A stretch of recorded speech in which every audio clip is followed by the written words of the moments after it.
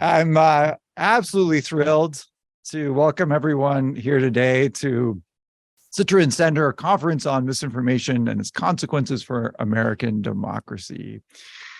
The Citrin Center was created through gifts from friends, colleagues, and former students and family to honor the legacy and career of Jack Citrin. Where's Jack here? Oh, there he is in the back. So we're thrilled to be here, in part to honor Jack, and in part because of all Jack's extraordinary hard work putting this on. The purpose of this center is to advance knowledge about public opinion, both nationally and internationally, through reporting and advancing cutting-edge research through lectures and conferences, as well as through polling and research grants. The Citrin Conference is a biannual conference that unfortunately has been postponed because of the pandemic, but we're so thrilled to have it back on and to be here in person with everyone. The conference is the vision of Laura Stoker, who gave me the signal to start over here on the side, as everyone knows. Laura was a professor in the political science department for many years here, and is a leading scholar on public opinion, political behavior, socialization. And Laura, even though she's now retired, has been willing to stay involved in the department and organize this conference and other Citrin Center events. And we're just so thrilled because of that. Laura puts her heart into everything she does, and you'll see that here in this conference in so many ways. And part of Laura's vision of this conference was to bring together academics and people in industry who are working on this topic of tremendous importance to democracy and to society, not only here in the United States, but around the world. And also part of her vision was to bring people together from different parts of academia, different disciplines, and different parts of the professional world, and different generations, and also make the whole event family friendly, bringing together people of different generations. So we're so thrilled that all of you are here as part of that. We also wanted to welcome people to get from Zoom, who we can't see, but we're so welcome you're all here. We don't have the capacity today to do questions over Zoom, so just like heads up to the Zoom people, but we're thrilled you're here. We know you're here. We know there's a lot of you here, so thanks very much. The Citrin Center has events throughout the year. Soon we have the Citrin Award Lecture, which will be on February 10th. I encourage you to show up for that. It's by Don Green and is about propaganda. We're all looking forward to that. We also have an event coming up on January 30th with Alex Kopik, who's a professor at Yale, who's going to talk about his book on persuasion. If you're not signed up for Citrin Center events, please do. We have a great website. You can check out all our events and join our mailing list there. I think that's it on the announcements. I think the last thing to do is to say thank you to all the people who put this conference together, which involves Eva Seto here, who runs the Matrix. Things wouldn't be happening at all without Eva. We're so thrilled, and thank you for Eva. The political science staff, who do such an amazing job helping run these events, and Gracial in particular, who helps organize them a lot too. So a big round of applause and thank you to all the people. And now I'm thrilled to turn it over to Cecilia Moe, who's a professor in political science and who will get us started. Thanks, Cecilia. Gabe. So thrilled to be here and thrilled to see all of your lovely faces. I have the pleasure of serving as moderator of this first panel session with great speakers. We're going to hear from Emily Thorson from Syracuse University on why policy misperceptions matter. Then Josh Tucker from NYU on how searching online to evaluate misinformation can make you more likely to believe it is true. And then Adam Berinsky from MIT on political rumors. So I will just be the glorified timekeeper and give you all about 20 to 25 minutes so that we have enough time at the end for a Q&A, as I'm sure you all will have questions. But without further ado, we'll start with Emily Thorson. Thank you. So thank you for having me. As they said, I'm Emily Thorson from Syracuse University, and today I'm going to be trying to convince you that maybe we should be paying a little bit less attention to the politicized misinformation that's out there in the world, and a little bit more attention to misperceptions about public policy that are inside people's heads. So I'm going to walk you through my overall argument really quickly before I get started on each individual component. And I got to warn you, I'm trying to condense my entire book into about 20 minutes. So this is going to be more of a breadth than depth presentation, but I'm very happy to answer questions in the Q&A if you guys want me to go into detail about anything in particular. So the argument that I'm going to make to you guys is that there's not a lot of incentives for the media to cover existing policy. So what the government actually does, how Social Security works, how TANF works, these programs that affect all of our lives. And that kind of creates an information vacuum where people just don't really know what the government is doing.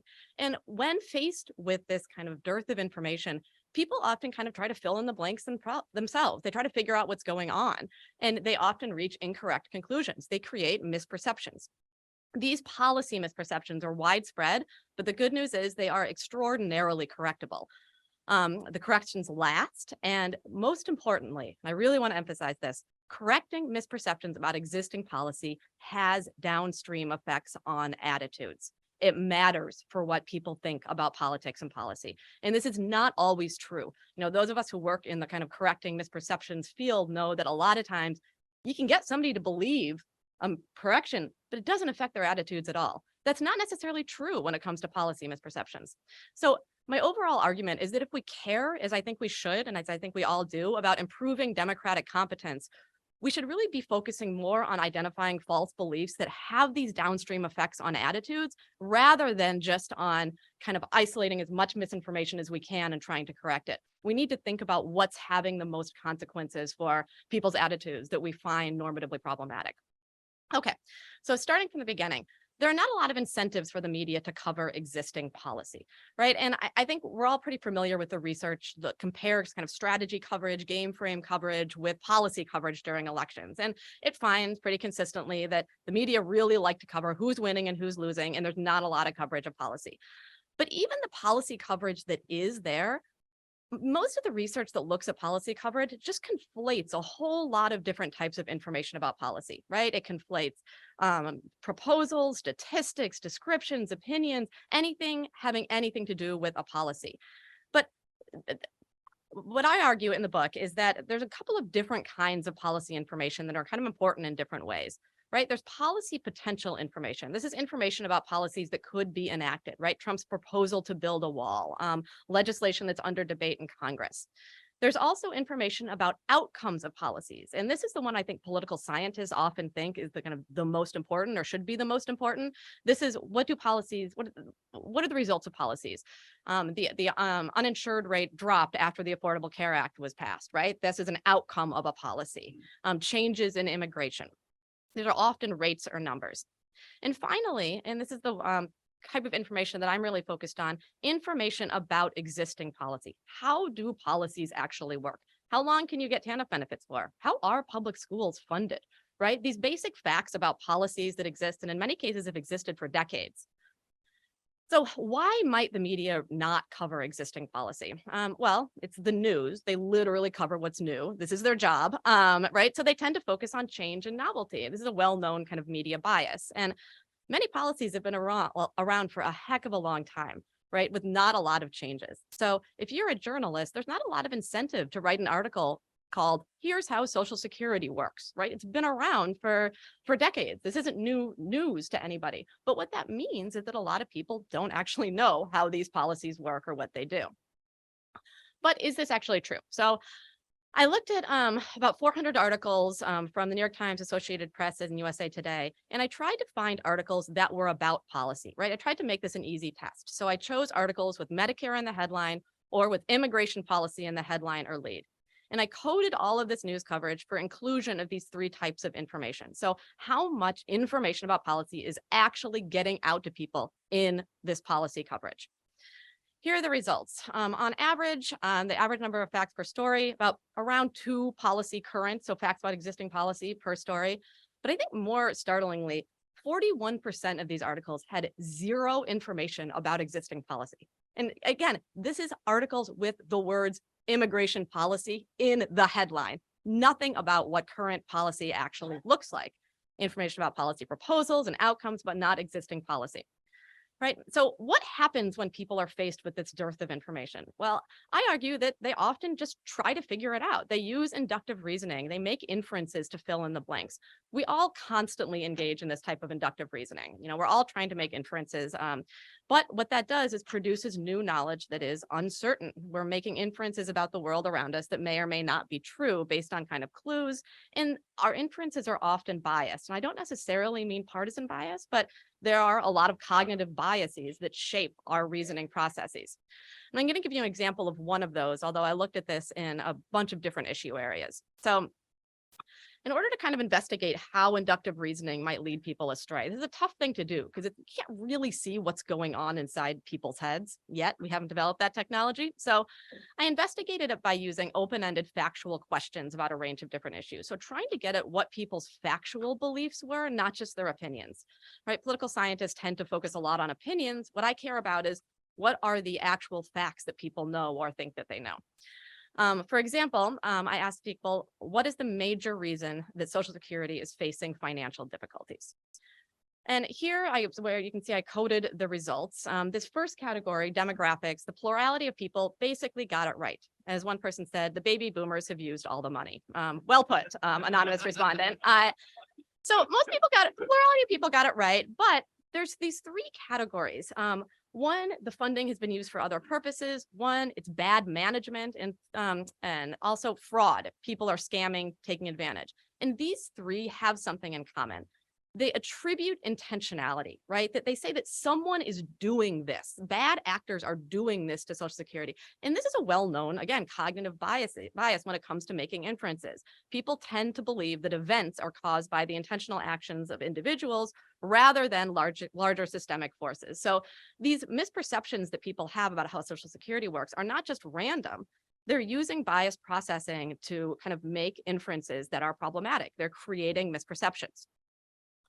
All right, so I've told you about one misperception. Are there more? Yes, it turns out there are a lot of policy misperceptions that people hold.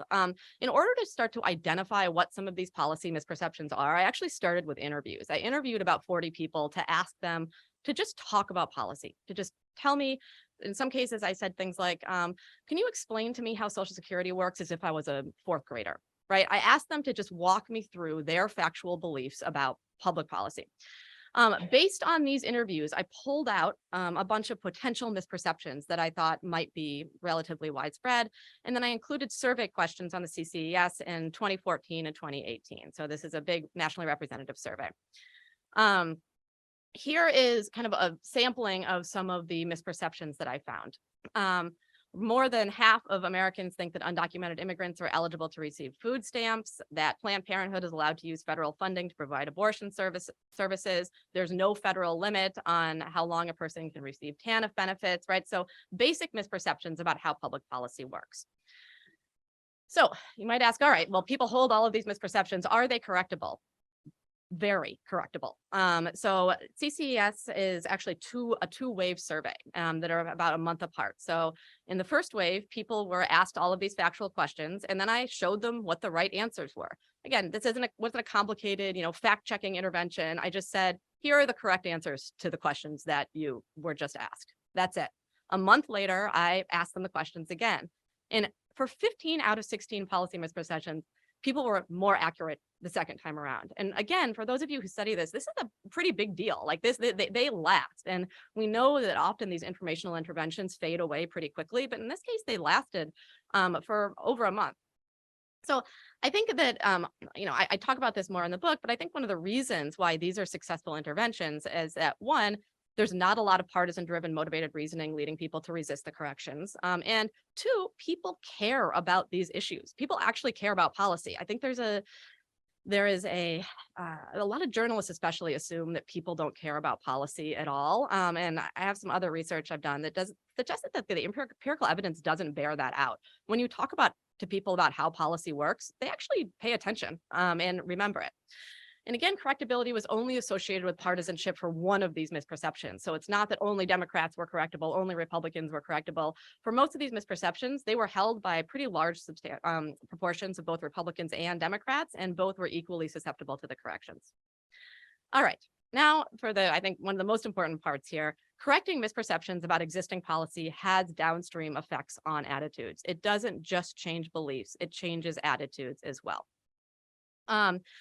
So I looked at this first in one single issue area where I was examining attitudes towards refugees. Again, attitudes towards refugees and immigrants tend to be pretty hard to move with informational treatments. There's been a fair number of studies that have tried to correct misperceptions about immigrants, for example, talking about, no, the crime rate is not really that high, the welfare dependency is not really that high. And generally, they've found pretty minimal effects on attitudes. And so what I wanted to do is compare this kind of traditional mode of correcting misperceptions about policy outcomes with correcting misperceptions about existing refugee policy, what refugee policy actually looks like. And so people were divided into randomly assigned to one of three conditions. And the first corrected misperceptions about existing refugee policy. So about the admission process for refugees, the resettlement process, and what the qualifications were for refugee status. And again, these were matters of policy that have been around for decades. This is not novel information. This is just, here's how refugee policy works. The outcomes included the proportion of the US population that is refugees. People tend to way overestimate how many refugees there are. And I said, no, it's actually not that many. People tend to overestimate the crime rate, actually very low. Welfare usage, again, very low. So in both cases, we're correcting misperceptions, but in one, it's misperceptions about existing policy and how that works. In the second, it's what policy outcomes are. The control condition received no factual questions or corrections. So the dependent variable I'm interested here, again, is attitudes, not more so than belief. I care more about whether correcting this misinformation, these misperceptions has downstream effects on attitudes. So I asked several questions about their support for kind of refugee-friendly policies. And in addition, they indicated their support for admitting some individual refugees. So what I found was that information about existing policy made people substantially more supportive of refugee policy and admission. Information about policy outcomes, no effect, right? So what's going on here? I didn't include this particular study in my in here, but since Martin Bisgard's here, I have to at least shout out his work about kind of partisan interpretation, and that I think information about policy outcomes is especially susceptible to partisan interpretation. When you hear about a policy outcome like, the refugee crime rate, it's easy to kind of tell yourself a story about how, well, that's not real. That's just the fault of Democrats or Republicans, right? But existing policy is a little bit less subject to partisan interpretation. And I have a couple studies where I actually give people either information about existing policy or information about policy outcomes and ask them to estimate whether it was each of those types of statements was made by a partisan actor or not. And when it comes to policy outcome, people almost always attribute outcome statements like the uninsured rate has decreased to partisan actors. They think partisan actors are making statements about policy outcomes. They don't have that belief about statements about existing policy. So I think that this kind of policy current information is less subject to this sort of partisan interpretation that leads people to rationalize it away, therefore not affecting their attitudes. Okay, well, I showed you some results for refugees. What about other issues? Does this actually hold for other issues as well? So this is a separate experiment where I randomly assigned people to read information that corrected misperceptions about existing policy in 4 different areas: Social Security, refugee policy, TANF, and the national debt. And they basically read a version of this article here, key facts about, in this case, the Social Security program, where it just describes, here's what the program is, here's how it's funded, and here is who can receive Social Security benefits. And again, kind of embedded in this is corrections of some of the misperceptions I had previously identified in the surveys and interviews. So I found that reading the article significantly increased approval of existing policies. It turns out when you find out how a policy actually works, you like it more. In addition, it changed pretty significantly what considerations people mentioned in some open-ended responses. I asked them, when it comes to, for instance, Social Security policy, what would you keep and what would you change? And the types of answers they gave changed a lot, suggesting that, again, correcting policy misperceptions kind of changes people's policy priorities and their attitudes in really important ways. All right, so again, kind of taking a step back, this question of why do we care about misinformation? And I think that there's a lot of reasons why we might care about misinformation. Maybe it increases partisan animosity. Maybe it kind of decreases political efficacy. But I think intuitively, the reason that most of us are so worried about misinformation is because we're worried it's going to create misperceptions that threaten democratic competence. And by this, I mean, it's going to create misperceptions that cause people to behave in ways that are different than they would behave if they were correctly informed, right? It might lead someone to vote for the wrong person. If you think that Obama was born outside the US, maybe that will lead you to not vote for him when otherwise you would have. But increasingly what we see is that these politicized misperceptions that we tend to study, and myself included, right, the things that are highlighted by fact checkers, they don't really seem to be changing anyone's attitudes. They really seem to be serving more as a way to reinforce existing attitudes. These types of policy misperceptions, I argue, are different. They really are a threat to democratic competence, and they deserve our attention. And again, I think that it's important to understand that one of the reasons why these are both so prevalent and so correctable is that they come from an internal process. I think that we tend to focus a lot on misperceptions that come from this explicit misinformation like fake news or misleading Facebook posts or propaganda. But there's this whole other set of misperceptions that comes from our own biases and conjectures and interpretations. And I think we as a field have mostly ignored those. And I am not the first person to make this observation, right? This is from Walter Lippmann in 1922, when he says that, in many cases, people help to create the very fictions to which they respond, right? We are creating a political world inside our head that often does not map at all to the real political world that's out there. And bringing that more in line with reality can actually improve people's democratic competence. So again, I want to leave you with this argument for identifying and correcting misperceptions about existing policy. These misperceptions are really prevalent, right? These are a lot of the ones that I showed you are held by more than half the public. So these are not just things that are held by a few fringe people. These are misperceptions that a lot of people believe. Correcting them works very, very well. These corrections are durable over time. And importantly, when you correct these misperceptions about policy, it actually has downstream effects on politically relevant attitudes. So they are worth our time and our consideration. Thank you very much. Thank you for that. And you actually saved 2 minutes. So now Josh and Adam can eat those up. So now let's hear from Josh. Thank you. Yeah. All right. Well, thank you. Thank you so much for having Thank you so much for having me out here. It's great to be back in sunny, dry Berkeley. My title of my talk today, or where this is all leading to, is Exposure to the Russian Internet Research Agency Foreign Influence Campaigns on Twitter in the 2016 US election and its relationship to attitudes and voting behavior. You will notice that might be slightly different from what was in the program, and which I unfortunately forgot to tell Cecilia, but I talked to Laura about this. And the reason I'm going to talk about this is because we released a paper about a week and a half ago that's created, it's gotten quite a bit of attention in the media and on Twitter. If you're on Twitter and you see something referring to the NYU study, this is probably what it was. So this is the first time I had a chance to talk to a public audience since we released the paper, other than podcasts and the like. And so we thought it would be fun to talk about this paper here today and have a chance to do it in front of a live audience.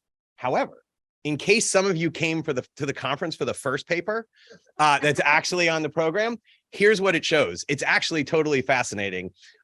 Searching online for information about stories that are false actually turns out to increase your belief that those false news stories are true. And this is a serious problem because every single digital literacy intervention tells you to go search for information online. And it's probably because of something what Dana Boyd got the term, gave this term of data voids, which is that for a lot of types of misinformation, they're kind of weird and out there, and they're not really being covered by mainstream media. So very similar to what Emily was saying, like mainstream media is not reporting on existing policies. Mainstream media is not reporting on some of this disinformation that's out there. And so when you go search for information about these false stories, what happens is you encounter other low quality information. And we find evidence in the paper that that is being, that's actually being, that it's the people who are finding these lower quality news stories. We use browser collections. We use 5 different experiments. It's a very robust finding. So I'm happy to talk more about how we did this, how we came to these conclusions in the Q&A. That paper hopefully will be coming out soon. It's R&R at Nature right now, so we're super excited about that. But today I'm going to talk to you about Russian trolls. And as you know, there has been this overarching, question about social media's interaction with democracy, right? Is social media, when it first burst onto the scene in 2011 around the Arab Spring, when political scientists first started paying attention to it, Larry Diamond in the Journal of Democracy famously called this liberation technology. It was going to spread democracy around the world. And then our own Nate Persily, who will be giving the keynote today, within like a whopping 6 years later, not a large amount of time, is writing in the exact same journal, can democracy survive the internet, right? And so this is a big question.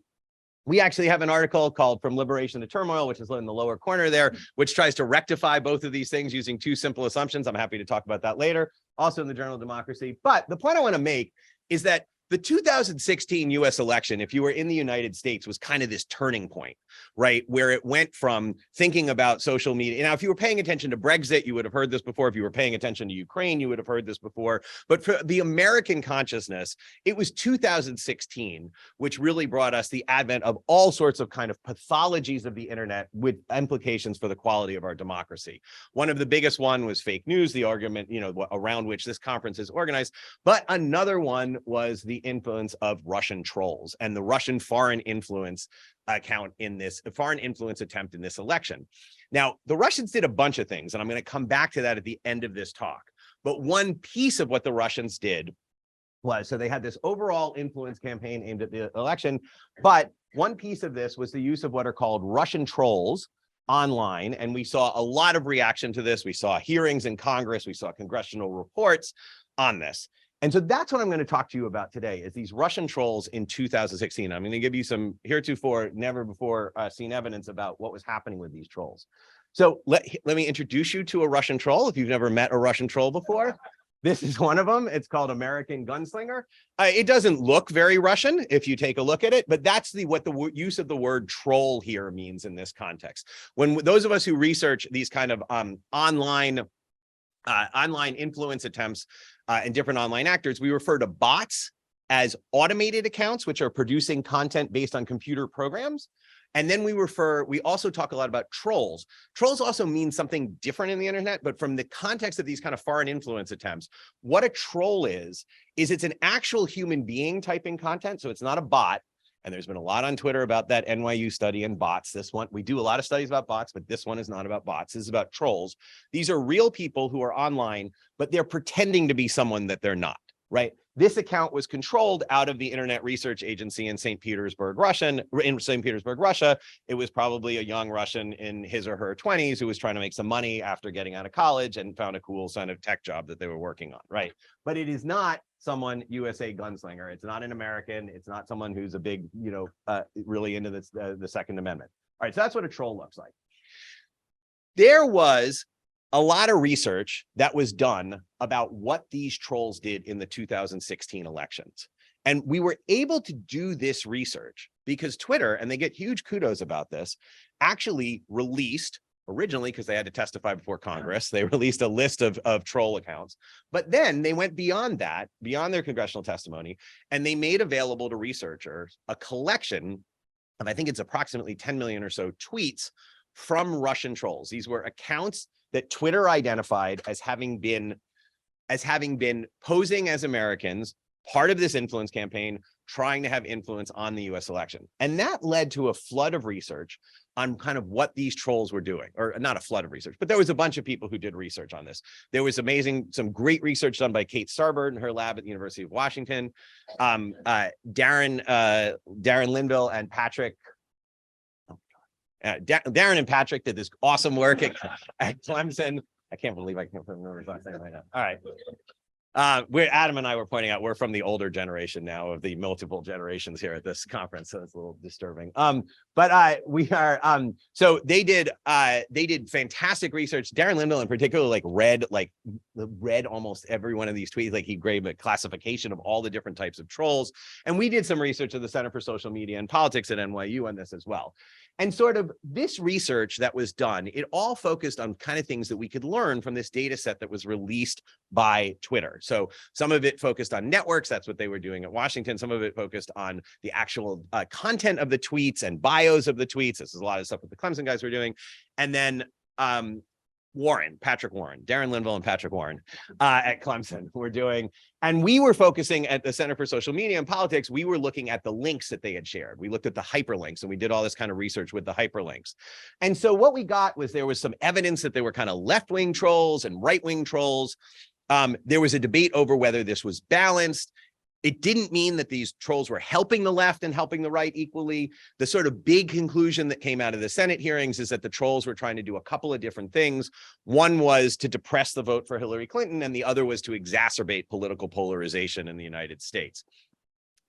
Just to give you a little bit example of this, like we looked at links that were shared to news sites by these trolls. We found some interesting things, like this was one report that we put out where we looked at links to what were sort of really low quality news sites. And this is actually an interesting fact to know, because when we think about foreign influence campaigns, we often think, as Emily was saying, about them sharing information that's false, right? Like this was going to be fake news and then these accounts were going to share it.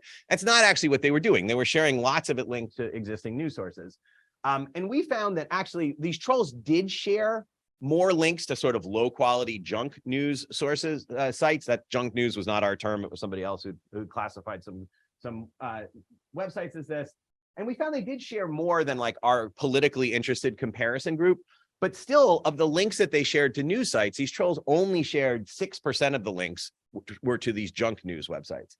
And indeed, one of the most interesting things we found in this particular report is that what they were doing was they were sharing lots of links to local news. Like the Sacramento Bee was one of the ones. NewJersey.com was one of the ones. And no, it didn't link up at all with swing states. Like that was our first thought. It had no relationship to that. But like they shared 15 times as many links to local news as our politically interested control group and 90 times as many links as our random sample that we compared to. And so like 30% of these links were to local news sources. And so if you look at like the distribution over the course of the election campaign, you could do things like this. You could look at shares to how much they were sharing to junk news, how much they were sharing to national media, how much they were sharing to local news. And in another study we did, we compared this was in the International Journal of Press and Politics. We went back to these links again. And what we did in this study was we looked at the ideology of the websites that they were sharing information to. And we found, and we also looked at this for a bunch of links to YouTube websites. And so we found that, this was an interesting finding. So this kind of goes along with they were trying to embed in liberal communities and in conservative communities. They shared some, more to moderate and conservative than they did to liberal. But then there's actually this really interesting thing that like when you look at YouTube, the YouTube stuff was like overwhelmingly conservative. And we found some trolls that were sharing links to like liberal news sites, but then super conservative YouTube videos, which shows maybe a sign of sophistication. But I want to just reiterate again, links to liberal news sites doesn't mean editorials saying you should vote for Hillary Clinton. This might be the Boston Globe reporting on immigrants having killed someone, to go back to Emily's work again. So anyway, that's the kind of research people were doing. Other people were looking at networks. Other people were looking at like classifying the tweets into the trolls into different kind of groups. But the reality was, until last Monday, we did not have any information on who was exposed to these tweets, or we didn't have any information on the impact of being exposed to those tweets. And thanks to amazing work by Chris Bale, Sunshine Hilligus, and other colleagues at Duke, after a couple of years after the election, I realized we were sitting on data where we could answer this question. where we could actually look at this. So Sunshine Hilligus and Chris Bale and their group at Duke, they did this really awesome study, if you've never seen it before, where they exposed people. They created their own bot accounts, and they had people follow them, and they exposed people to counter-attitudinal news and pro-attitudinal news. It was this super interesting study. It's all about sort of echo chambers, and sort of breaks the myth that everything would just be better if people were getting exposed to things from across the political spectrum, and has backlash. Anyway, but then they realized that because they had run this study, they had data in October of 2017, panel data, where they had shown people, they had people's attitudes, then they had collected all the tweets they had been exposed to over a 1 month period, and then they surveyed them again. And when they realized afterwards, when these trolls came out, they're like, oh, we can cross-check this list with the troll data. The problem was they did this for 1 month in October of 2017. They wrote a paper up about this. It was an awesome paper. They showed there was no relationship between being exposed to these trolls in October 2017 and changing your attitudes about anything over a 1 month period. But this was after the election. It was after a lot of the trolls had been kicked off by Twitter.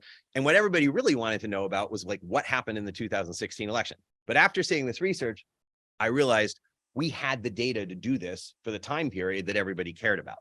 So what we had, and let me walk you through the data that we had that would allow us to characterize exposure to these Russian trolls during the 2016 election. We had a panel survey called the CSMAP panel survey, where we interviewed about 1,500 people in April of 2016. We then interviewed them again in October of 2016. And we then got a very quick interview with them after the election in November to get their recorded vote choice. So we basically had a period of time of 6 months over the entire campaign in between when we interviewed them. Now, for these almost 1,500 respondents, we had their Twitter handle. Now, Twitter information is public. All the people in our study had public Twitter accounts. So we were then able to go and get all of the people that they followed. So for these 1,500 people, we collected a list of every single person that they had followed over the time period of the campaign on Twitter. This, by the way, was when Twitter was, which by the way, Twitter just reintroduced, it seems like yesterday it showed up in my feed. You have an option to just only see tweets from the people you follow. This is when Twitter was showing people tweets from the people they followed. So then we went for this list of all the accounts that had been followed by our 1,500 people. We collected every tweet by every single person, every single account that one of our people followed over the course of this 2016 election campaign period. This was a collection of 1.2 billion tweets.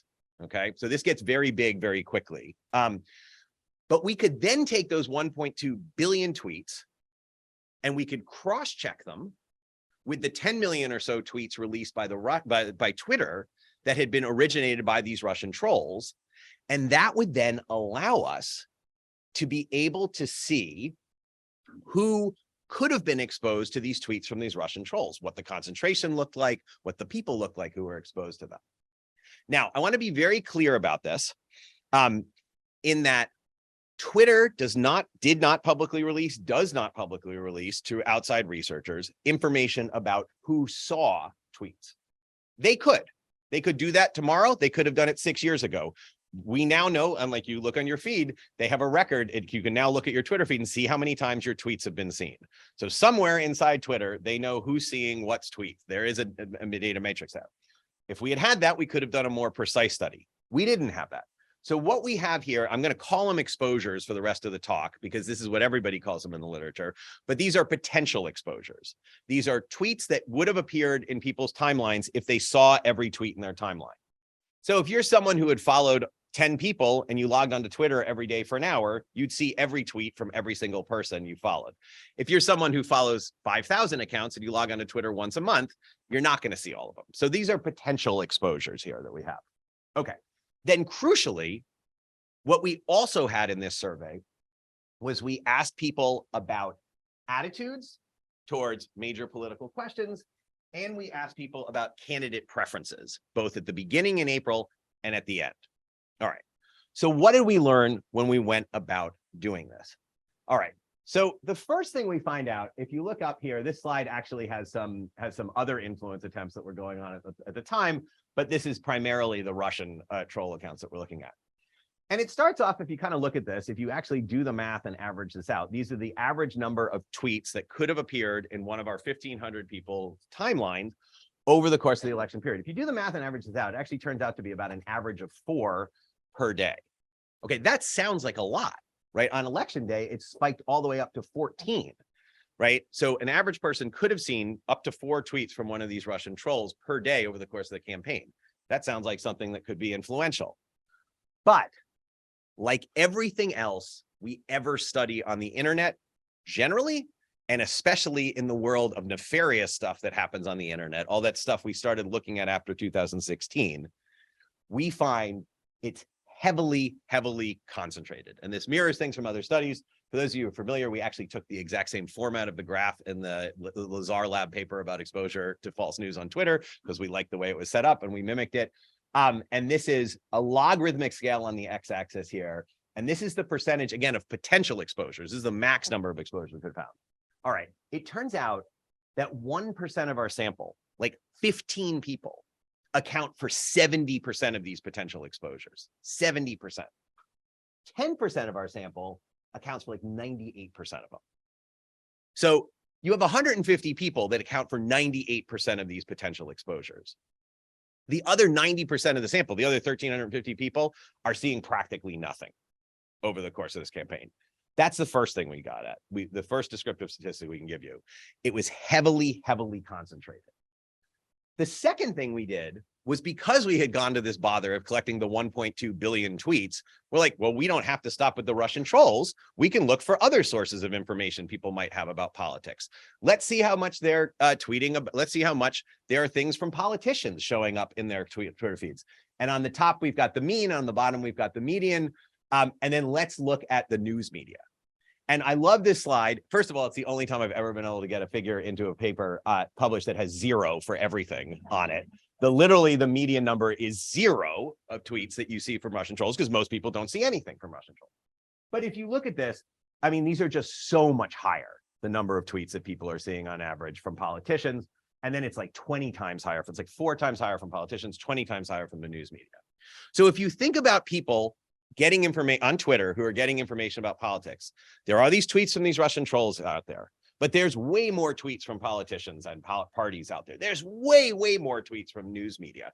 And this is just Twitter, right? These people are also human beings who are talking to their friends, who might be watching news on TV, who are browsing the internet, right? This is a small, what they're getting exposed to from these Russian trolls, and for the first time we can sort of quantify this, is a tiny drop in the bucket. And as there are many political scientists sitting here in this room, political scientists at the time that everyone was freaking out about this were the one people saying, you know, it's kind of hard to change people's votes, right? Like most people, it's really difficult to do this, right? And one of the weirdest things about this whole dynamic was there was a big story about the Russians having spent $100,000 on Facebook ads and getting caught, which was a crazy story because they paid for it in rubles, but getting caught doing this. But everyone's like, oh my God, that's going to change the outcome of the election. It's like, well, the campaign spent $1 billion on it. And David, wherever you are, like, we're still arguing about whether the campaigns make any difference, right? For $1 billion. And do we think that the Russians, however, they had the secret sauce on these ads for $100,000? Anyway, so we think it's hard to change people's votes, period. This is a tiny, tiny drop in the information environment. Next question we could ask, because we had survey data. For those of you who work with Twitter data, the hard thing is always backing out relevant covariates and trying to estimate things like gender or age or something from Twitter bios and things like that. We had survey data, so we knew who they were, and we could look at this with covariates. And what turns out to be the biggest predictor by far is party identification. So when you actually run the math on it, strong Republicans end up seeing 9 times as potentially being exposed to 9 times as many of these exposures. Independents and Democrats are exposed to a fraction of it. It's interesting, women were exposed to less too. But that's the big one, is partisanship. Okay, so now we've got heavily, heavily concentrated among people who are overwhelmingly likely to vote for the Republican candidate in the election anyway, and a drop in the bucket for the information environment. What happens when we compare this to people's changes in issues? We find basically nothing. a whole bunch of estimates bouncing around. This isn't even without multiple hypothesis corrections, right? If you put in multiple hypothesis corrections, all of these completely disappear. But basically we find exactly what you would, there's a couple of these that look like they have some effect, but we ran like 50 tests and you would expect a couple of these to look like they might have some effect randomly. So there's a whole bunch of no relationship between being exposed to these Russian tweets and becoming more polarized on issues. So that was one of the two stated goals that the US Senate campaign concluded what the Russians were trying to do. It doesn't look like they were successful here. We did an exposure, like were you exposed at all, just a 0, 1, and then we did the number of tweets to which you were exposed in a log as well. To be very clear, this is a measure of correlation. The next thing I'm going to show you is a measure of correlation as well. We could not run a randomized control trial because, and this is another one of my favorite lines that's actually in this paper, because of ethical and temporal concerns. The ethical concerns are very clear. The temporal concerns are no one knew about the Russian trolls until after the election, right? So there is no randomized control trial on this. It's actually literally impossible. This is the best data we're ever going to have, right? Unless we can get inside Twitter and Facebook, and they might have better data. I don't know.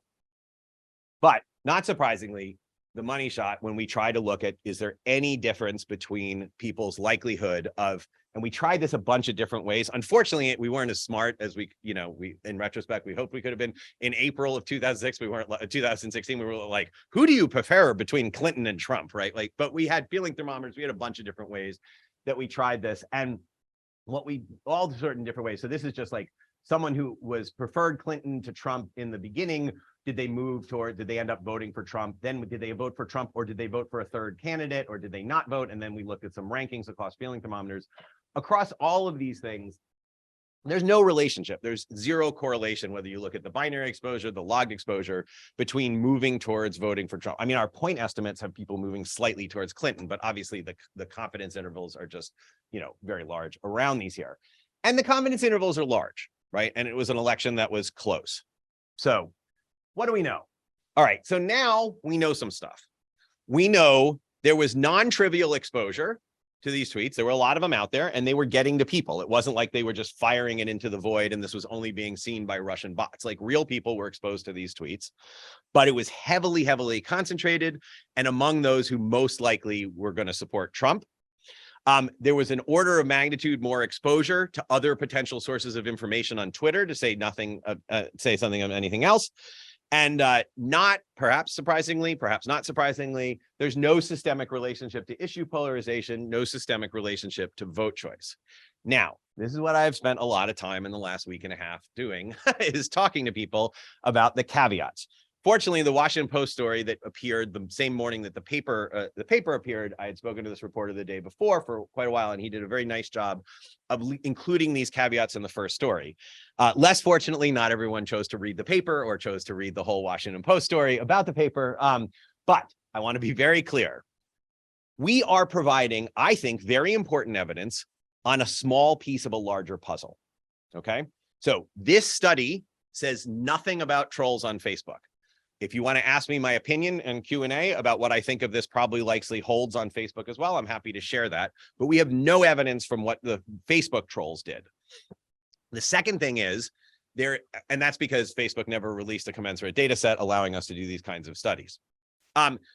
We have no evidence about the Russian ads on Facebook. We don't know we don't know anything about the ads that they were paid for on Facebook. Most crucially, this paper should never be interpreted as having anything to say about Kathleen Hall-Jamison's work about the hacking and the leaking. And if you haven't read her book on this, I recommend it. You can make up your own mind what you think about the argument. But the point I want to make here is that we looked at tweets by Russian trolls on Twitter. We did not look at hacking by the Russian and leaking and what this did to public opinion and how it didn't affect where public opinion was trending after the Access Hollywood tape.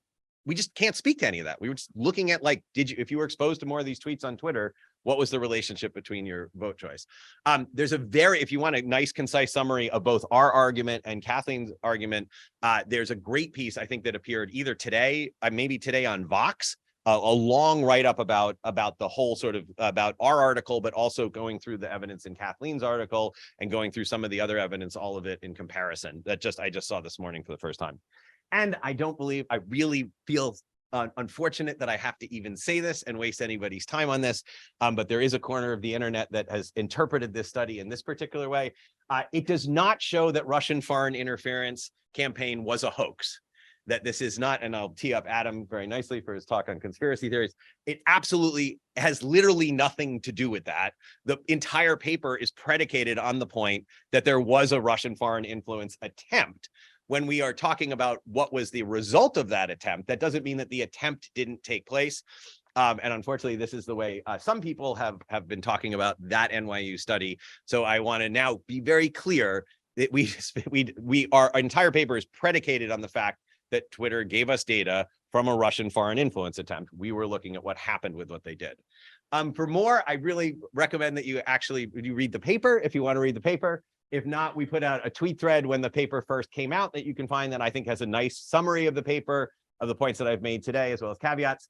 Then when we started to see some of the interpretation of the paper online, we put out another tweet thread clarifying exactly what the paper did and did not do. So you could take a look at those, but there's also, I would have put it up here this morning. This Vox piece is great too. So I want to give a huge shout out as well to my co-authors on this paper, but especially Greg Eady, who's now a professor, Greg Eady and Tom Pashkalis, who are both postdocs at the Center for Social Media and Politics. When we were working on this, Greg is now a professor at the University of Copenhagen, and Tom is now a professor at Trinity College Dublin. They did incredible work on this, dealing with lots of things that came up during the review process, and just I want to give a shout out to my co-authors. It was really a big collaborative effort, and thank you so much for your time today. I look forward to answering questions on either paper. Great. Well, thank you. So, maybe you didn't think that Emily's story and Josh's story were happy stories, but relative to what I'm about to talk about. So I hope you'd enjoyed your positive views for the morning here. I'm like Emily, I'm gonna be talking about a book, and I'm gonna try to get it through in 25 minutes. So great. Well, okay. So the book I've been working on for about 13 years now, and I'm pleased to say is actually going to be coming out this fall. So for a long time, I referred to it as my soon to be forthcoming book. And now it actually is my forthcoming book. It's titled Political Rumors: Why We Accept Misinformation and How to Fight It. So let me begin where I began, which was in the fall of 2009. I was very interested in stories that were circulating about death panels and Barack Obama's citizenship. So what I have here, this is the first of several Wikipedia pages taken from the spring of 2010 about Barack Obama's citizenship conspiracy theories. And you can see what we have in the corner here is the computer generated birth certificate. So this created a lot of controversy, including from our former president. And in the spring of 2011, Obama responded by releasing the long form birth certificate. And so to me, this looks pretty good, right? You said this actually looks like a birth certificate. But if you were to Google online, the responses in the times after this, you would see that some people claim that this uses a typewriter font that was not in use in the early 60s, or that twins born in the same hospital on the same day have a different looking birth certificate. And in fact, this is a complex hoax consisting of a 17-layer PDF that's created to make it look like Barack Obama is a citizen when he's actually not. Now, to me, this seemed like a kind of ludicrous story. I've been studying political behavior for 25 years, and even by that standard, this was pretty wacky. So I became very interested in studying this. And it wasn't just me. If we look at Barack Obama's birth certificate, about his religion, there's a lot of interest in rumors at that time here. So this is looking at Google Trends, so kind of Google searches of Google, that a lot of people are trying to figure out, is Obama a Muslim? And we can see this in public opinion. So spring of 2010, New York Times poll asked, do you think President Obama was born in the US or another country? And that other country could be Kenya or could be Indonesia, right? Depends on the story.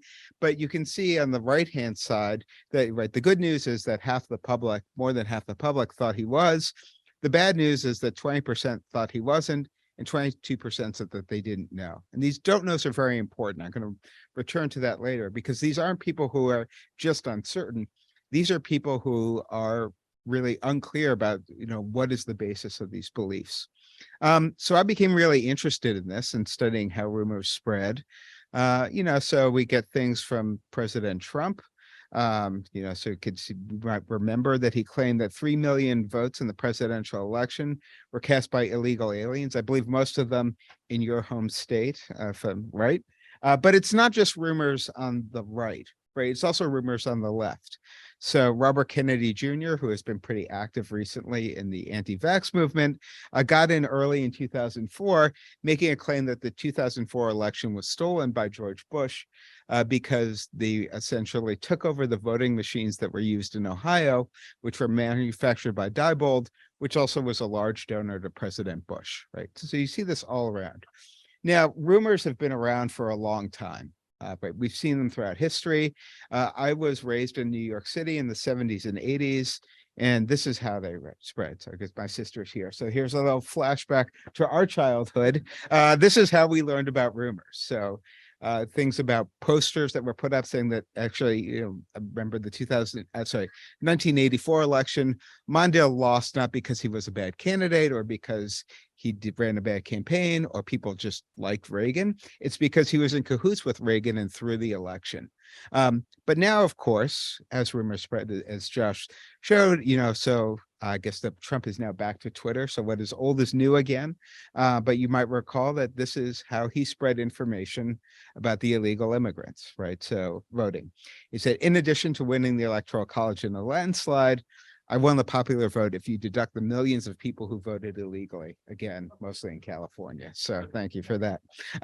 So I became very interested in studying this. And being a political behavior person, I run surveys and I run experiments. And so I wanted to kind of get into that. So I started running some surveys in early 2010, asking about things like birthers, right? Do you believe that Barack Obama was born in the United States of America?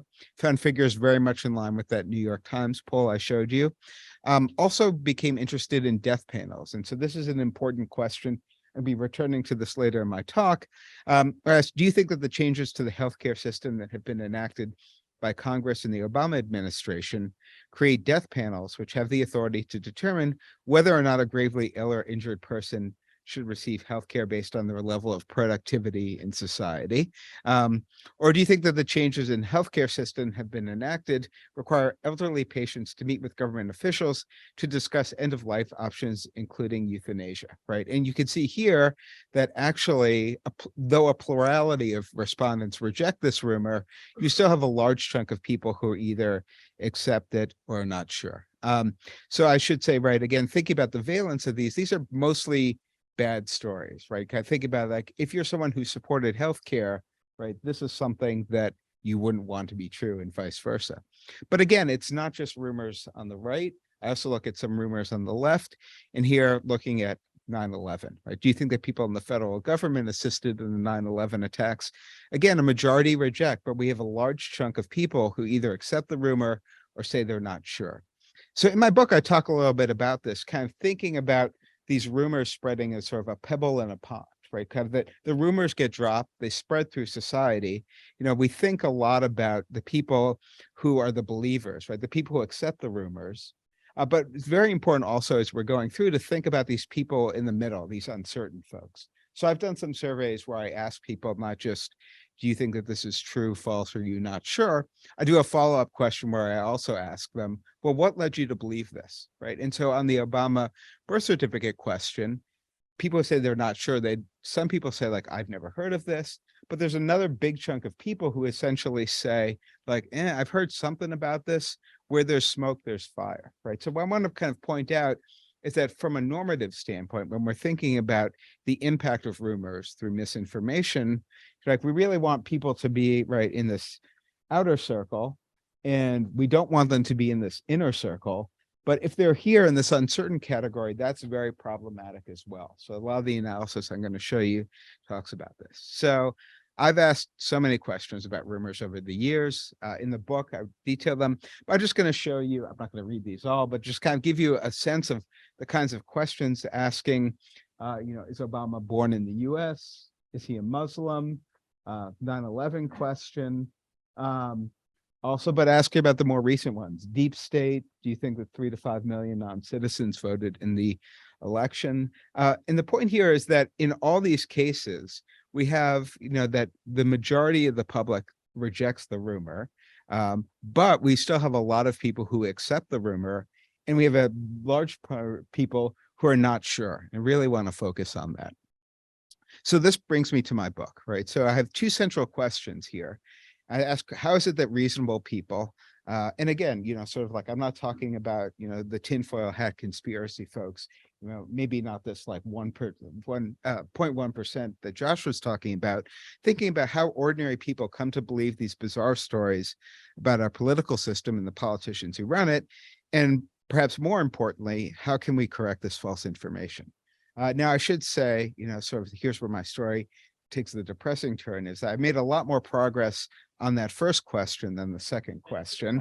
And that's why I'm standing here. That's why this book is dated to 2023 instead of the 2014 that I promised it. And as I look around the room too, I feel bad for especially Brendan and A, who have seen this presentation like 500 times, but it's good. I'm still getting Brendan to laugh at some of the stuff. So that's good. So I apologize for, familiarity breeds whatever. But anyway, so here. So in the first part, I want to talk about, why do people believe rumors? And so the first question is, do people really believe this stuff? And I'm happy to talk about that in question answer period.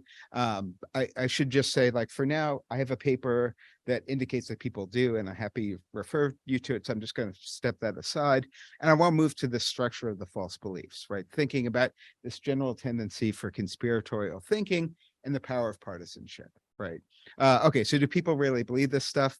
Short answer, yes. Don't have the time for the long answer. Perhaps if Josh hadn't run over, I could, but such is life. So here we go. Thinking about the distribution of beliefs. Now, so in this initial survey in 2010, and in all my surveys, I ask about a series of these rumor questions. And what I want to show you here is kind of focusing on the acceptance, not sure, rejection.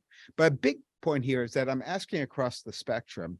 And if we look at the percentage of people who accept rumors, you have very few people out here in the tail, right? The kind of the tinfoil hat crowd is a very, very small portion of the public, right? Just as Josh was saying, when you think about who's linking to this Russian these Russian trolls. But right, that was that's sort of the happy part, right? The not so happy part is that less than 30% of people reject all the rumors, right? And I see this in the talks, in a longer version of the talk, I'll put up, a list of the rumor things, and someone raise their hand and say, well, why is that one on there, right? That one is, right, everything else is crazy, but this one makes sense there. So basically, it is the case that there are some people who believe a lot of crazy things, but it's a very small percentage. What's also true is that there's a lot of people who believe some crazy things there. And so that's our starting point there. So how do these beliefs arise? In the book, I talk about there's basically two things. Personality, so you kind of think about, there's lots of different ways to measure this. Psychologists, political scientists have used a whole bunch of different measurement techniques, but essentially, right, there are certain kinds of people who are more likely to believe these stories than others, right? So, the example I always give, think about someone who rejects everything at one end, and good, here because my mother-in-law, right? And at the other end, you have people who will believe any crazy story, right? And they're somewhere in between. So my mother-in-law, for a time, would send me lots of emails saying, like, what do you think about this? And it's like one crazier thing after the other, right? Or if you think about relatives at holidays, like that one uncle or aunt that you try to avoid because they've always got something new to tell you, right? That's one end. And at the other end are people who reject everything, and lots of people are somewhere in between. So kind of think about this as a tendency towards conspiratorial thinking. But there's also a question of motivated reasoning, that I'm motivated to believe statements about the other party that are incorrect, right? So if I'm a Republican, right, I'm more motivated to think that Democrats are bad and vice versa there. But the key here is this interactive effects, right? So it's the interaction, this intersection of motivation and predisposition that leads to these beliefs. So not every Republican thinks that Obama was not born in this country. But if you're a Republican that who's prone to conspiratorial thinking, you're likely to believe that there. And so in the book, I talk a lot about that. And I'm just going to skip through this very quickly, but just show there's large partisan gaps in the beliefs in these. So, here, this is the percentage of difference between Democrats and Republicans in belief in different rumors. So things like Obama's birthplace, Republicans much more likely to believe. Things about 2004 election fraud, right? Do you think that Bush stole the election? Democrats much more likely to believe. And just as a placebo here, I have this question about Roswell. Right? Do you think that aliens landed in Roswell in the 1950s? And you can see here that there isn't much partisan difference there. Now, in my book, I spent a lot of time trying to figure out and trying to find different rumors that were nonpartisan. And it's very hard, right, in today's day and age. But in the case where we do this, right, basically, we take away the partisan motivation and we really just have this, are you likely to have these beliefs there? Okay, so that's kind of understanding who. Now I'm going to move to this second question about how can we correct rumors there. So Emily had a very, relatively positive view on this question and thinking about on pieces of information, we can correct them and those corrections stick. But as she said, a lot of this is taking place in kind of an environment where the partisan temperature is slightly turned down. When it comes to rumors, as I was showing you here, like we're in the chamber where everything is turned up. And in this case, things are really hard. Rumors are sticky. The corrections fade over time, and it's hard to get people to accept them in the first place there. So everything that Emily said, right, is true. I agree with, but now we're in the valley of the crazy. And so, right, the rules are somewhat different there. And so kind of what I argue in the book is that thinking about things like direct contradiction, that basically saying that's wrong, here's right, is the intuitive way to go, right? Kind of saying what you think is fiction, here's the fact, we can do this. I should take out this line here. That's old about reinforcing rumors, corrections might backfire. But we can talk a little bit more about that with Brendan later. But the source credibility issues in saying it's as important as what you say is who says this, right? So kind of thinking about that, it's true that not all arguments are equally effective, but that the deliverer of that message can have a big impact on the effectiveness. I'll talk a little bit about that when I talk about death panels. So, let me give you an example of corrections fading from the real world. So this is one of my favorite campaign buttons from Obama. Is this made in the USA. There's the birth certificate, right? So this kind of brings together, remember, in the spring of 2011, Obama responded to questions about his citizenship by releasing his birth certificate. So what actually happened? So here's the happy part of the story, right? If we look in April 2011, there was a poll that went out right before he released the birth certificate. And these should be familiar figures by now, right? 55% say that he was born in the US, 15% say false, 30% say not sure. Then right after the birth certificate was released, I talked with people at YouGov who conducted that initial poll, ran another poll to show that, in fact, it looks like the percentage of people who think that he was born in the US went from 55 to 67%, right? So you can think about, great, mission accomplished, right? To mix presidential metaphors there, right? Mission accomplished, we can move on to the next thing. But there is some kind of warning here, right? If we look at who moves, it's not the people who thought that he was not born in the US. The movement is, in this not sure category, right? And what we found is if you go back to the public in January 2012, right? So this is more than 6 months after Obama releases the birth certificate, you can see in the aggregate, a lot of the effect of this correction has faded, right? We're going to 59%. And then when we hit July 2012, it's basically gone away completely, right? So thinking about the big media attention around the release of the birth certificate can move opinion, but it fades over a course of months there, right? And you can see this is especially true among Republicans. Right. So what can we do? Right. How can we effectively correct these rumors? So here in 2010 and 2011, I ran a series of experiments around death panels. Right. And so I asked about death panels and healthcare reform. These experiments test the efficacy of different corrections and source credibility, and also look at the effect of corrections over time. So in this case, I had people ran an experiment with 5 different conditions. I had a control condition where people were shown nothing, and I had 4 different information treatments that were faux news articles that I presented with people. Now, I should say all the material in each of these articles was true. These are real quotes, real information. What I moved around was the presentation of the facts. So for example, this is the rumor only. And here I'm going to show you, I'm going to highlight the differences across these different stories. Healthcare reform, will there be death panels, right? Just asking questions, kind of format. And then I have the money quotes here from Betsy McConaughey, who says, right, that people in Medicare have to have a required counseling session. And Chuck Grassley, who says, you have every right to fear. You should not have a government-run plan to decide when to pull the plug on grandma, right? And so how can we correct this misinformation? We could bring in nonpartisan actors, right? So people from the AMA or the AARP saying this isn't true. But what I wanted to do was to test something I thought would be more effective, which is having someone speak against their apparent interest. So in this case, Republicans who correct the death panel rumor really have nothing to lose. Like, why would you do this unless it were true, right? If you have a Democrat correcting it, you think like, right, they're just trying to basically have partisan gain. So having people speak against their apparent interest is something that I thought would be a more credible signal than even a nonpartisan source there. And so here I have, this is a quote from John Isaacson, who was a Republican senator from Georgia, who basically says, this is bunk. You might have heard about the death panel. This is bunk. Democratic correction, it's a similar thing, but I have a Democrat saying this as well. Okay, so what in the end is the effect of these corrections? So I want to look at 2 things. I want to see what happens in the immediate aftermath and what happens over time. So recall again, people are randomized to one of these 5 groups. The control, you see nothing.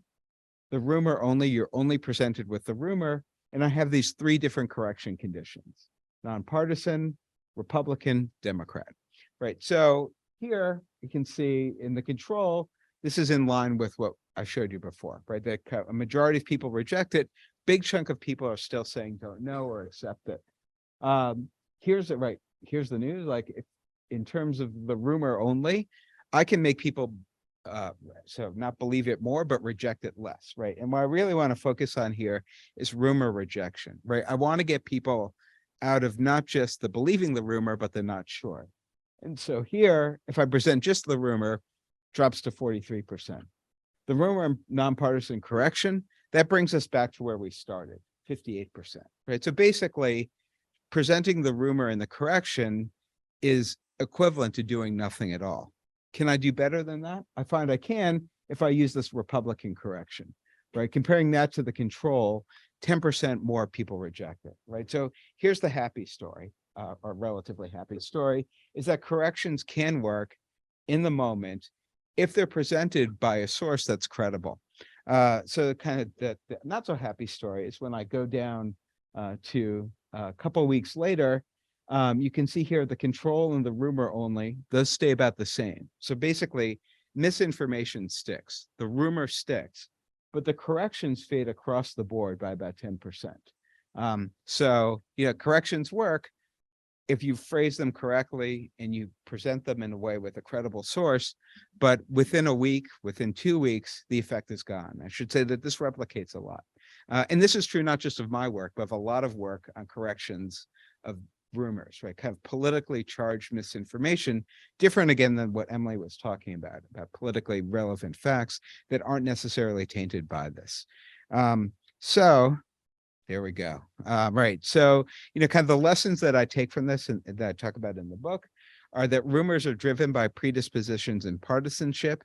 Misinformation is really sticky and hard to stop, right? I've proposed one way to correct these rumors, which is having credible sources, not necessarily non-political, but nonpartisan. Sorry, not necessarily that nonpartisan doesn't mean non-political, right? What you really want to do is have credible sources countering the information from the other side.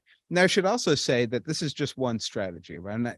This is not a magic bullet, right? So I said like, I can write the happy stories. I can move people like 10 percentage points in the immediate moment, and well, it fades, but what can you do?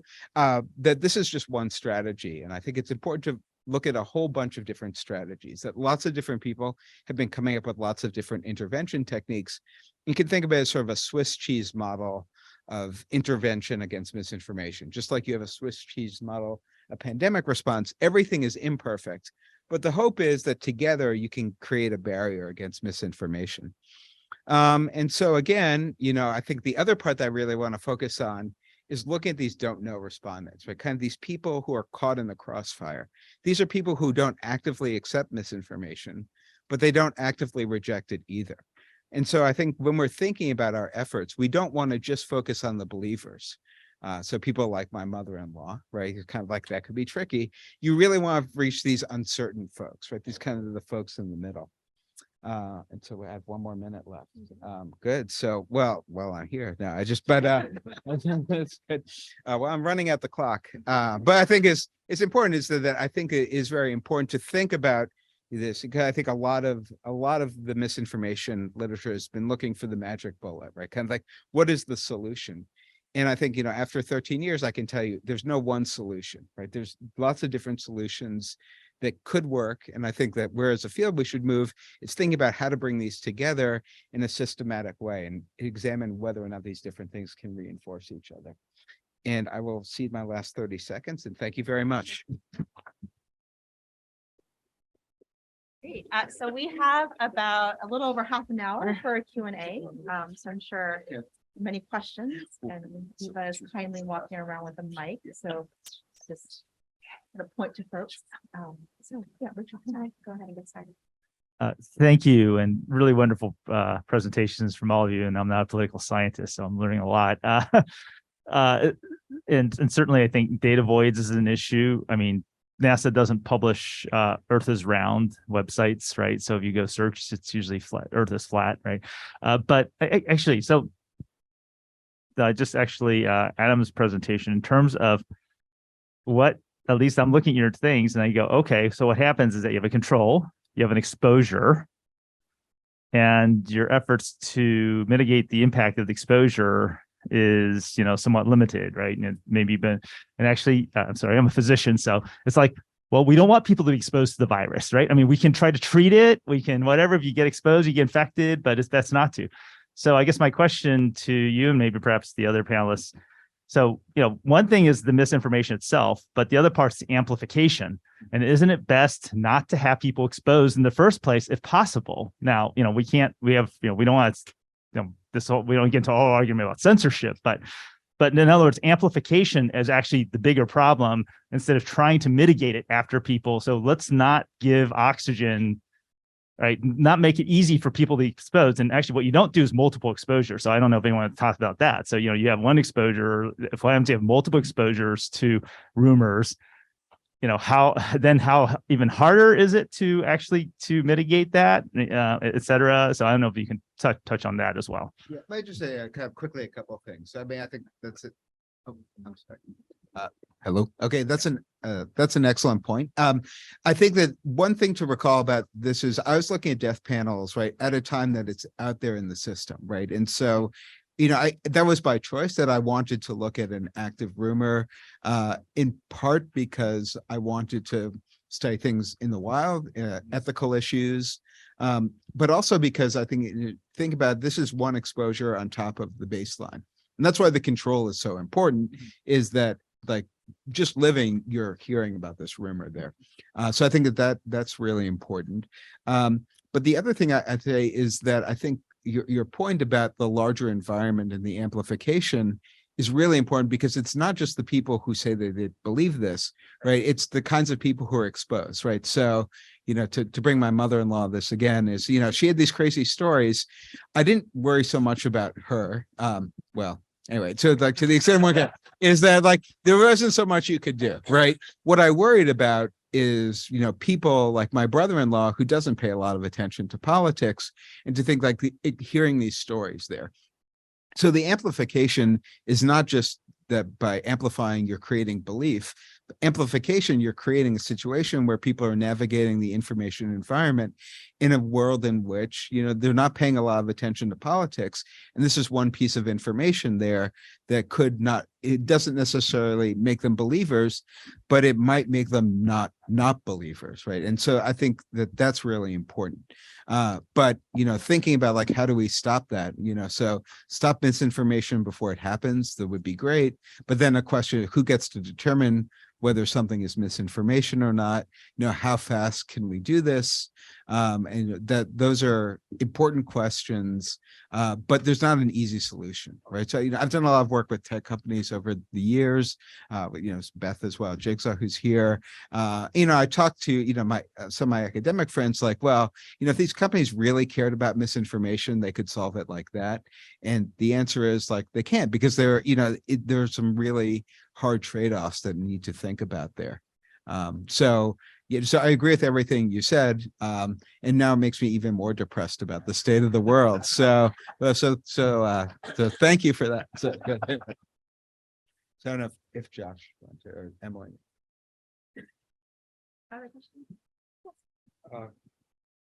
A big chunk of our population is in those bottom categories. And I get the feeling that they've been neglected by almost everyone on the grounds that they're ill-educated, they're never going to change. Have any of you people looked into the possibility of getting them to overcome the false and corrupt information they get from people like Fox News and Sinclair and talk radio?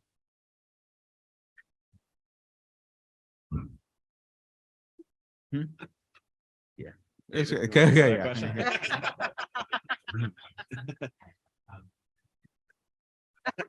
Yeah. Nicely done, Josh. It's great to join the panel from back here. So the question was basically like what does this say about how we can correct? Sorry. What do these results say, Adam's results say, about how we can kind of correct misperceptions that are put out there by Fox News? Is that the basic idea? Yeah, a couple things on that. So yeah, I recently did a project with my collaborator and fellow Berkeley PhD alum, Josh Calla, where we incentivized Fox News viewers to watch CNN instead for a month in mid-2020. And as part of that project, we watched a lot of Fox News and a lot of CNN as well. So I guess maybe I don't know that our study directly speaks to that per se, but I think one thing that's kind of interesting about Fox News, I would say, based on kind of so our results and our qualitative impressions, is that I think it's actually relatively rare that Fox News literally says something that, like, if you looked at the words, you would say like, okay, like this is false.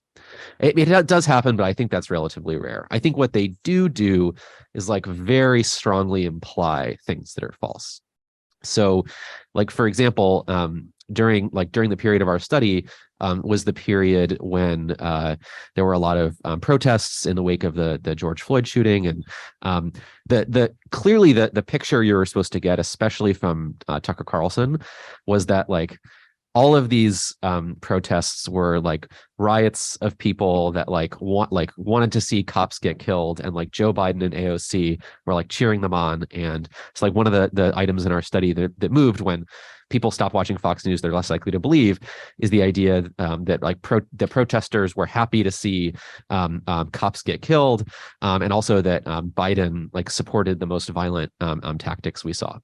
So, but Fox News never really, like, if you search the transcripts, like you wouldn't see them like super explicitly say that. They just like got very close enough to the line of really implying that very strongly as many ways as they could, is kind of my sense.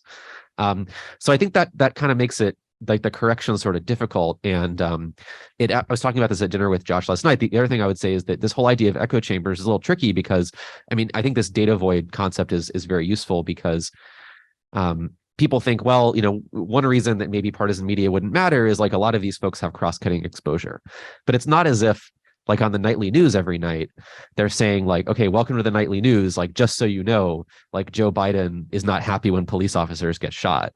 Like they're not devoting time to corrections. They're just like talking about, even if it's the same topic, they're just like talking about other things. And so if you're watching the nightly news and Fox News, you're not going to have a lot of what Fox News is saying like debunked necessarily. So I think that I'll stop talking, but I think that it makes it complicated, I think, to counteract some of what's happening there. Yeah. So the first study that I talked about very briefly, about where we ran this experiment about searching for information online and whether that made people more likely to believe the false news. That was part of a much larger study that we were doing, where we built this very big pipeline to be able to collect articles from 5 different streams: mainstream left-leaning news, mainstream right-leaning news, low quality left-leaning, low quality right-leaning, and low quality, like we really couldn't tell what it was. It was just kind of out there. And we would take the most popular article that had appeared out of each of these streams in the last 24 hours, and we would send this out to approximately about 100 different people to evaluate. And simultaneously, we sent these to professional fact checkers to get our kind of ground truth of what was true, what was false or misleading, and what we couldn't determine. The study I was telling you about at the beginning was an experiment we layered on top of that, but we did a lot of other stuff with that data. We recently published a paper about the efficacy, about how crowdsourced fact checking might work.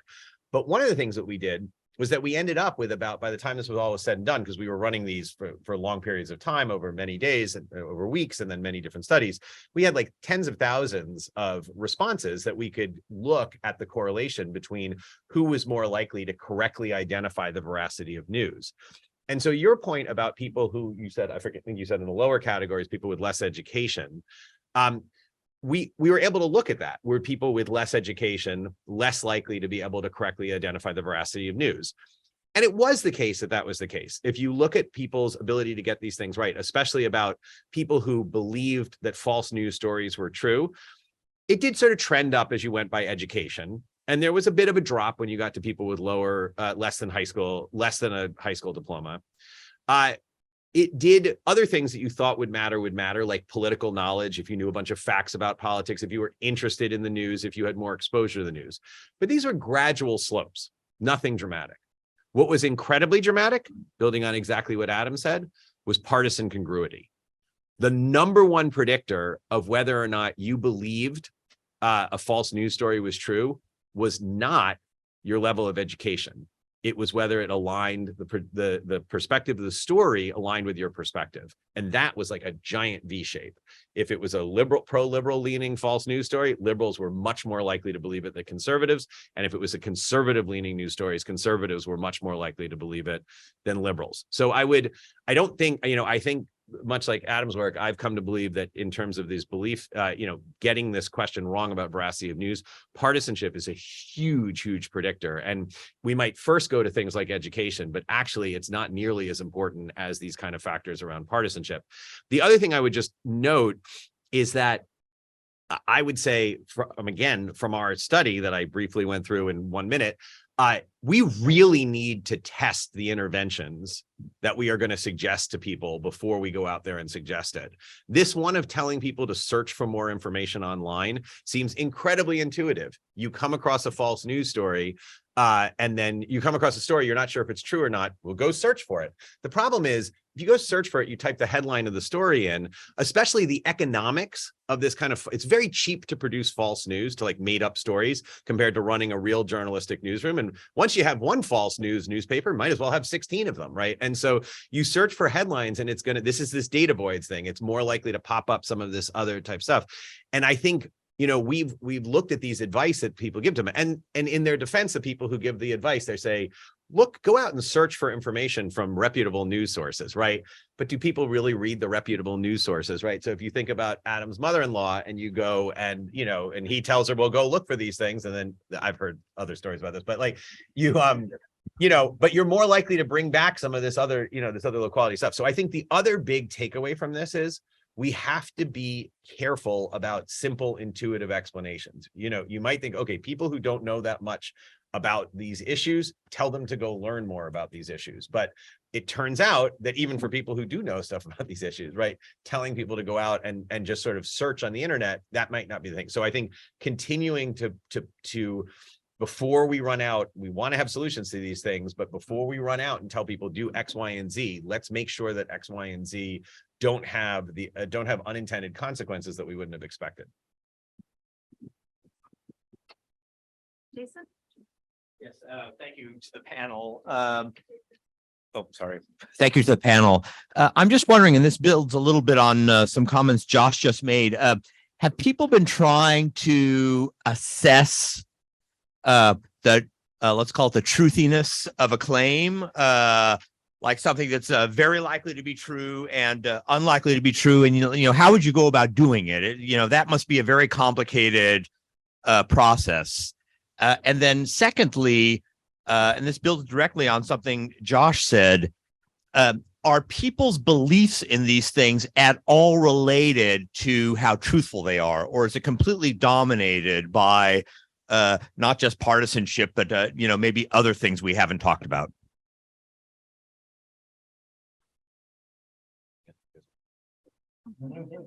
I mean, the answer to the first, so it's a good question. And you'll know, you would notice that I quickly said, like, the three categories were true, false, or misleading, or could not determine. Like, we actually ran pilot studies where we tried to say, like, do you think this information is false? Do you think it's misleading? Going back to David's point, like, is it outright true or is misleading? And we just found, like, it was getting, like, it was totally muddled between the two. Like, it wasn't getting any useful distinction whatsoever. And so we actually collapsed that category. With our respondents, with everything we've done in all the papers around this pipeline data that we collected, we actually also asked them to put this on, like, a typical Likert scale, like to put it from 1 to 7, how truthful, you found the argument to be. And so, as you would expect, is when you get people away from discrete categories, it gets a little bit more muddled when you get into these kinds of these types of scales. The other question, though, that you asked about, like, whether we have not looked at that in this data, whether or not the people getting it wrong is a function essentially of how hard it is to get it right. But I can give you, I can give you one interesting piece of evidence. So one of the things that we learned from this, which very much correlates with what David just said a minute ago, pretty much nothing from the mainstream news sources was ever found to be false by the fact checkers. Like, the mainstream news sources were just not in the business of publishing stuff that was objectively false. It might have been twisted, it might have been put in a particular way or something like that. So when you look at, like, how well people do identifying the veracity of news, if you limit your study to mainstream news sources, it's actually, people look like they do pretty well, because people can cue off of the fact that we have other papers where we look at these experiments when we vary whether you get the source or not. And getting the source definitely helps. Getting the source helps people to know whether an article is correctly identify whether an article is true or false. But that's because most of this mainstream stuff is always gonna be true. If you wanted to get into this, like, one of the hardest things in these studies, doing any of these studies and designing any of these studies, is coming up with the ground truth of what's true. Like, if we knew what was true, like, and at Adam's point, like, then it would be much easier to do all of this. The problem is that some things are true at some point, right? Like, the earth used to be flat until they figured out it was round, right? Like, and then the consensus changed, right? Like, so if we did this study in 1574, we'd been like, oh yeah, the person saying the earth, they disagreed with the earth is flat, they're wrong, right? So, it's hard to do this. So people try different ways to come at this. What we did was we got a panel of professional fact checkers to do this. And we used, for our ground truth, the mode of the professional fact checkers. We used the mode because even our 6 professional fact checkers rarely came to complete consensus about these things. Someone might think something could not determine, while others thought it was. And in the studies, we've done things where we come up with other methods beside the mode to make sure, like, what our conclusions are robust to those. But, like, I would say it's a warning for this, that if you just use, say, one professional fact checker, you're introducing quite a bit. I mean, just like any other survey data, you're introducing some more randomness into the study that you're doing, because we found they don't always agree. And these were people who, like, for a living, were actually providing fact-checking advice to magazines and newspapers.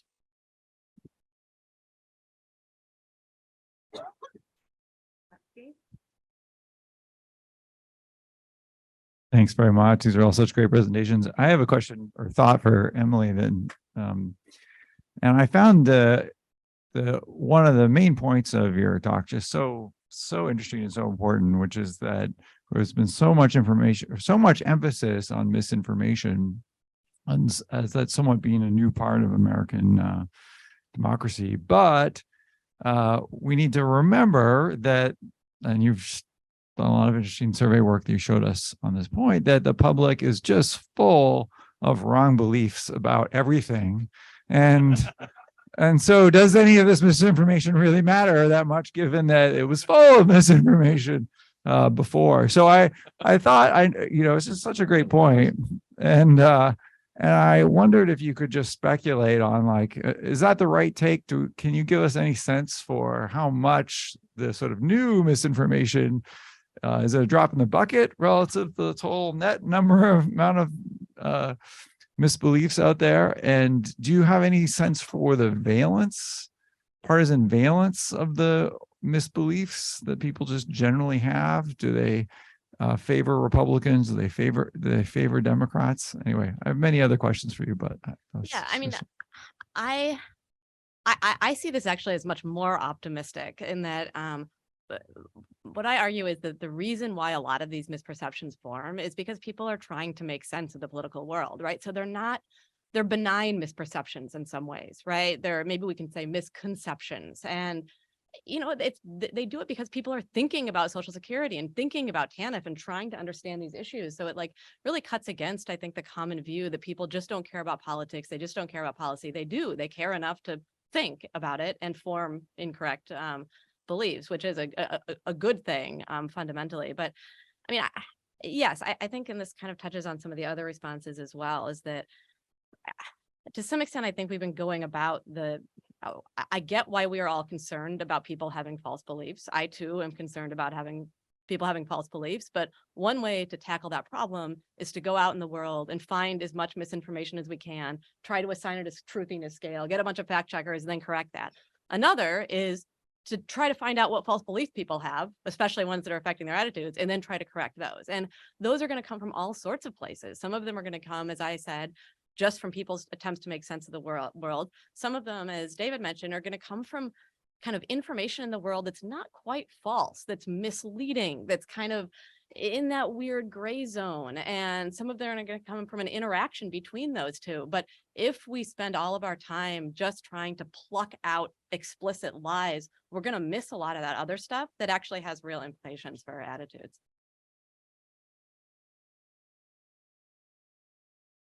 I'm just going to follow up just quickly and then hand it off, because it seems to me that maybe the literature does this, but you're focusing on a certain category or set of categories regarding policies, policy outcomes, current policies, and so on. A lot of the other misinformation research is about people, is about events. And I'm just sort of casting my mind across different ways of sort of typologizing this and trying to think about whether there's other areas that your approach be relevant to and applicable to. One possible category I was thinking about is electoral systems or balloting rules or electoral rules.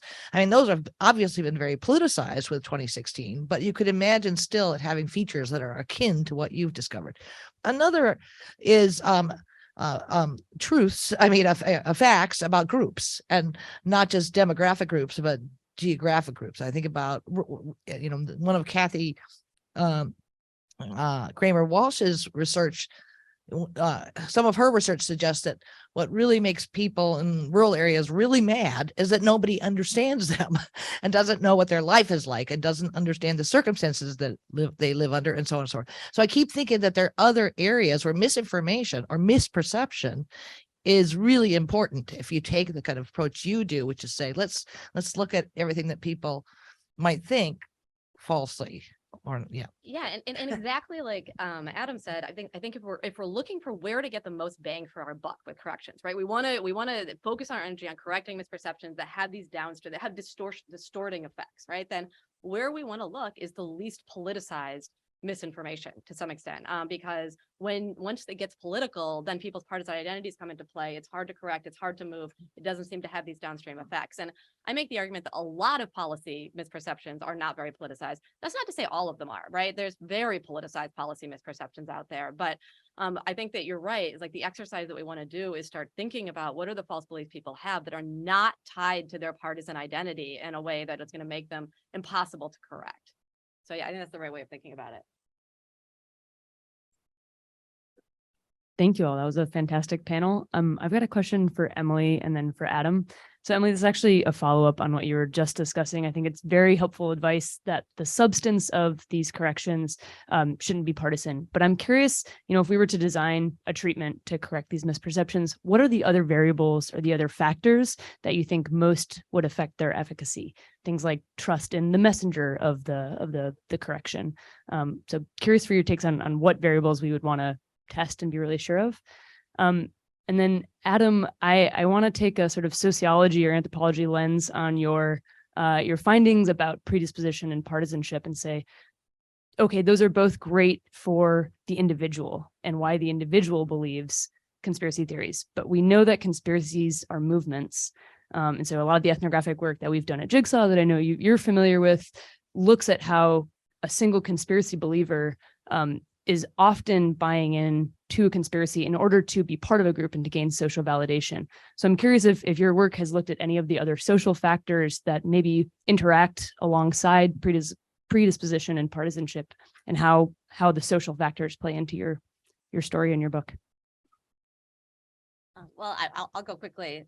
I'll say the good news is that these apolitical policy misperceptions, real correctable no matter how you do it. I've done it with like fact checks. I've done it with just statements. I've done it with news articles, and people are like, oh, all right, I guess I believe that, right? Again, because their partisan identity is not pushing back against the correction, it's much easier for them to accept. So, I mean, one of the things that I recommend in the book, and this is one of the kind of interventions I test, is just including these corrections in news coverage, right? So that as you are writing an article about TANF, you just include a couple of sentences describing what the policy is and correcting common misperceptions, and people read that, they recall it, and then they're more accurate, right? So it doesn't necessarily have to be super fancy, because you don't have to do all the work that Adam did in terms of finding an opposite partisan valence person, because they're just easier to correct. Good. So I mean, that's a great question. So thank you. Sorry. So I should say that, that when I started this rumors project, that I said about 13 years ago, I was super interested in a lot of the questions that you raised, like kind of thinking about, how is it that people come to these beliefs in the first place, kind of community. So in some of my surveys, I asked people about, sort of how many, like what percentage of your friends believe this, the family, right? Trying to get people situated in their social context. Then over time, I just didn't analyze it. So I think so I say it's like, that's a great question. And I intend to analyze it, but I want to get this book done, right? But that's not to say it's not an important piece, but I think it kind of conceptually, so I have no data. I have data that could answer your question, and I can get back to you and sort of thinking about that. But I do think that kind of where I've moved conceptually is, I thought a lot about this starting off as I was trained in a political science department by a social psychologist, right? So a lot of what I think about is like, we run surveys, we do experiments, that's how we do work, right? And I think that kind of what emerged, and I talk a little bit about this at the end of my talk, is kind of this pebble in the pond, is thinking about situating people sort of not as a collective, as a group, but thinking as a category, right? The kinds of people. And so I think that kind of what I would say that what my book can talk about in regard of what you're talking about is that focusing on the believers is important. So a lot of the great ethnographic work that is done in Jigsaw that I kind of talked about is about thinking about the community of believers. And kind of what I would say is that thinking from a group-based perspective, focusing exclusively on the believers is right. That should be the beginning, but not the end. And really pushing on this second tier of these people who are unsure, right? Kind of these people who are caught in the crossfire, who aren't necessarily believers, right? They don't come to these rumors because of identity, but they're in communities where people are talking about them. Right. So I think a lot about Renee DeResta, who's done some great work in terms of anti-vaxxer communities. Just thinking about, it's not so much the anti-vaxxer, right? The hardcore anti-vaxxers, that's the problem, though they are a problem. The problem is that they're talking about on these parents groups, right? As the parents of kids, as sort of, COVID time, right? There's just a lot of information going out there in an environment where people are scared and they don't know the answers. And so what I think is important is to think about these different communities and to recognize that solutions, to Emily's point, is that it's not just that we want to think about targeting different kinds of issues, but we want to use different solutions to target different kinds of people, right? And so the fact that I can't move the sort of true believers on the Obama birth certificate doesn't mean that I shouldn't try, but it says that I should also try to move the people who are like, I'm not quite so sure there, and thinking about a host of strategies. And it could be that different strategies work for different sets of people. And so we want to think holistically about that.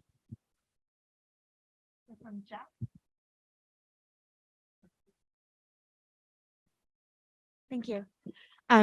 Thank you to all the speakers. The papers you've presented are fascinating. My question's for Emily, and specifically, I want to understand a little more about the prong of your argument that says these apolitical misconceptions are the product of cognitive biases and inductive reasoning. And the part that I tripped on is that, unfortunately, no one does their inductive reasoning in a complete vacuum. And so when you gave the examples of the false beliefs about Social Security and attributing to bad actors and that being evidence of those cognitive biases, those were all also false beliefs I've heard. So I know that it exists in the world dialogue about this that is contributing in some way, shape, or form to the reasoning, perhaps.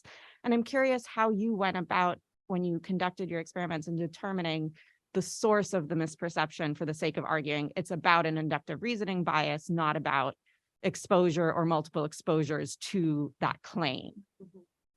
I mean, it's not black and white, right? I mean, I think that the other example that I actually cut out for time is about how kind of misleading rhetoric can kind of combine with inductive processes. So I talked about how about 10% of people in one survey that I ran thought that the definition of a refugee was someone who entered the country illegally, right? And a reason for that might be that Donald Trump tweeted a bunch of times like, oh, these refugees shouldn't be in this country, or, and he didn't, it's not explicit. It's not nothing a fact checker would pick up on, but like there's a strong implication there. And I think that's true with a lot of these, is that it's not just false claims being made, and it's not entirely it's happening inside my head and I'm making up. It's some kind of complicated mashup between the two. So I think you're right that it's a spectrum, and most things fall somewhere between I heard it from the external environment and I made it up myself. And those they're harder, right? They're harder to identify than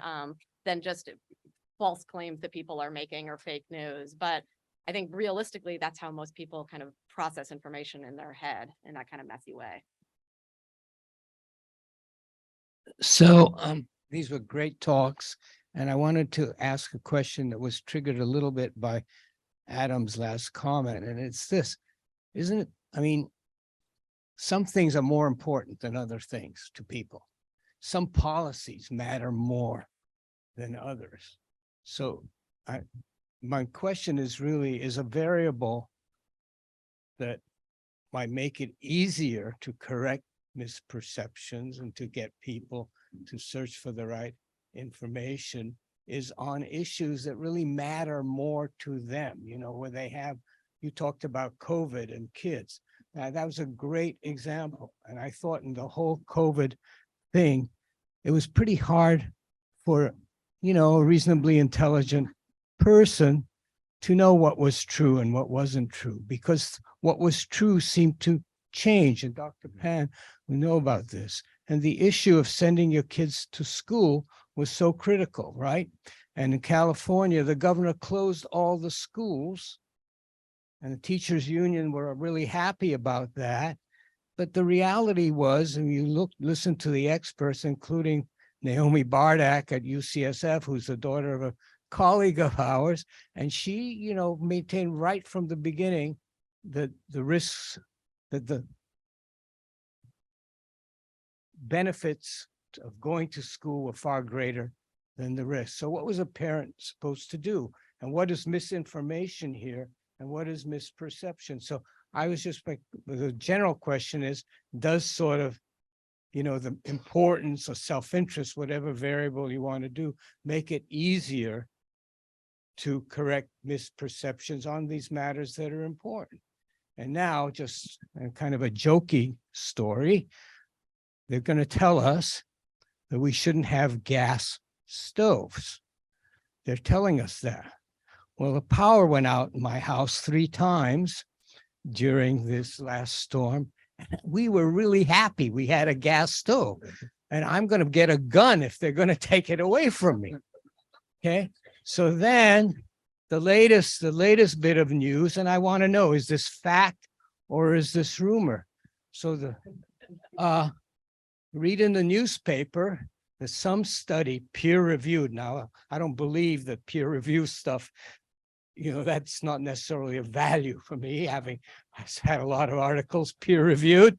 But anyway, some peer-reviewed study says this, I think the number is 13% more likely for kid to get asthma if you have a gas stove. Okay, so that means now my kids are grown up, my daughter's grown up, but she has 2 young children and she has a gas stove. Okay, now what is she supposed to do? I'm telling you what she's going to do. She's going to ignore that peer-reviewed article. I'm 100% confident about that. So how can you correct her misperception, or should you even try? So that's, you know, in real life, it's kind of more complicated than when Obama was born in the US or not. So, but my basic question is, how does self-interest and the importance of the issue interact with correction misperception? So I'm sorely tempted to have Cecilia end this with the image of Jack running around with a gun defending his gas stove, because that's what I remember. But I think sort of one thing that's important that I didn't talk about is like very early on. So Brendan and I joked that we were doing misinformation before it was cool, and they're sort of like very early on. I would do presentations and I would talk to people and they would say, well, how do you know what's true or false? And so like this philosophical question. I remember one of my first talks was very early on at Yale, and David Mayhew was asking me this. I was like, I can't believe I'm in an argument with David Mayhew about the meaning of truth, but yet I was, because I do think it's complicated. I think thinking about part of the reason I like focusing on rumors is, you know, like things that are really, you know, sort of, yeah, I'd say like 95% or 98% sure that this is not true. And thinking about the available balance of evidence is that, you know, you have to jump through lots of hoops to think that Obama wasn't actually born in Hawaii in the early 60s. But other things like ongoing controversies, right? So thinking about masking, right? That science changes and facts change. And so I think we need to recognize that there's both these things, right? That there's established, you know, sort of well-established facts, right? So the earth is round, right? But, you know, back in, you know, if we were to do Josh's study back in the 16th century, right? So that there would be a different set of facts there. And I separate just because some facts and some ground truth changes doesn't mean that we need to reject everything. So I get Josh wanted to. Yeah, just to say really quickly, Jack, so when in our study about people, the effect of searching for information online and how it increased people's and what effect it had in people's belief in veracity of news, but also in the belief in thinking that false news was true. I mentioned very quickly before that we ran a bunch of different studies here and robustness tests, and one of them was exactly on your point, which is, well, maybe we were getting in our first study a lot of stuff that people didn't really care about, you know, stuff about forest fires in Australia or stuff about people feeding the homeless with AK-47s. And what about, so maybe this finding would go away when we hit on something high salience.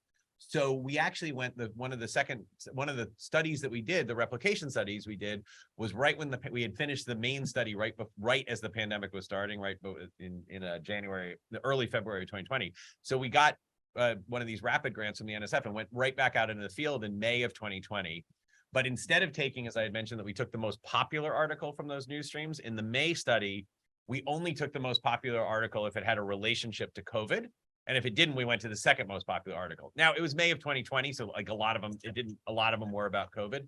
And the incredible thing was we found the exact same effect. It was like increased by about 20% belief in it. So we had exactly the thought you did. This would be a different process around things that people really cared about, or that could have been a flaw in our original study, but we didn't find any evidence to support that was the case. I know there's one person who's patiently waiting, so let me just have him ask the question, and if there's a long answer, we'll just hopefully the speaker will be able to. Thank you so much. Now I'm just going to filibuster everything before the lunch break. Yeah, thank you. Just like really like three incredibly interesting talks, and I'm just going to try to provoke you guys, all three of you, maybe the whole room, with complete intention. And maybe now I got your attention as well. And it sort of like gets to sort of this idea, like, are we studying and conceiving of the problem of misinformation in the right way? And also sparked by this observation that usually we come to conceive of problems by the way that we study them, right? So oftentimes studying political behavior, political psychology, we have an individualistic approach to this problem, and we try to study like, why do individuals sort of like believe like batshit crazy things? Can we design as researchers interventions that will correct these misperceptions? And I'm wondering, where do like sort of like the role of political elites and sort of the politics of misinformation sort of like feed into all of this? And also getting at the question of like, why do people believe this? So I'm really inspired by like two French psychologists doing work in evolutionary psychology, but basically on what is the whole purpose of reasoning. And their argument is that's for collective action, right? So we've sort of like evolved this tendency basically just to convince ourselves about stuff that's wrong, but because that sort of enables us to convince others, right? And I think that sort of like shifts focus towards elites and collective action and like what role elites play in all of this. And maybe that's like where the problem or the fixing of this problem lies, right? And Brendan's work, like trying to like fact check elites, I think is sort of like venturing into that area. So I'm just curious about your thoughts on that. Failure to lunch. Yeah, elites are a real problem. You're right. Yes, elites are a problem. Yeah. I was gonna say yes. Yes. Right. Well, thanks everyone.